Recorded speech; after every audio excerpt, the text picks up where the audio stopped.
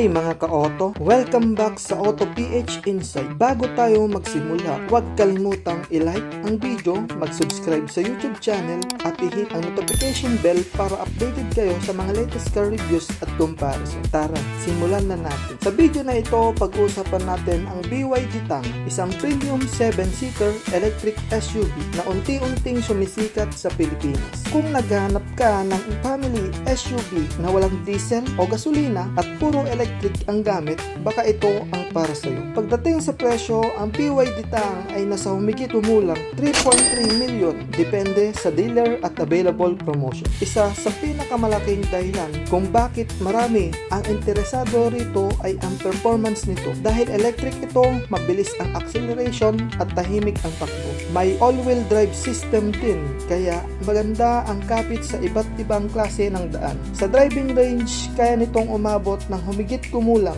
500 hanggang 530 km sa isang full charge. Depende sa driving style, panahon at kondisyon ng kalsada. Sapat ito para sa pang-araw-araw na biyahe at maging sa long drive. Sa loob naman, premium ang pakiramdam, may malaking rotating touchscreen, digital instrument cluster, panoramic sunroof, leather seat, ambient lighting at sapat na espasyo para sa 7 pasahero. Pagdating sa safety, kompleto rin ang features nito. May adaptive cruise control, automatic emergency braking, lane keep assist, blind spot monitoring, 360-degree camera at marami pang driver assistance technologies. At ang pros naman, tahimik at napakalakas na electric motor. Maluwag na 7-seater cabin. Premium ang interior at maraming tech features. Walang fuel expense dahil fully electric. Maraming advanced safety features at ang cons naman, mas mataas ang presyo kumpara sa karamihan ng diesel SUV. Kailangan ng maayos na charging setup, mas limitado pa ang charging station kumpara sa mga gasolinahan lalo na sa ibang probinsya. Sa kabuuan, ang BYD Tang ay isang magandang pagpipilian para sa mga gustong lumipat sa electric vehicle nang hindi isinusuko ang espasyo, comfort at performance. Kung handa ka sa EV lifestyle at pasok ito sa budget mo, isa ito sa pinakamagandang 7-seater electric SUVs na available sa Pilipinas. Ano sa tingin nyo? Sulit ba ang BYD Tang o pipiliin nyo pa rin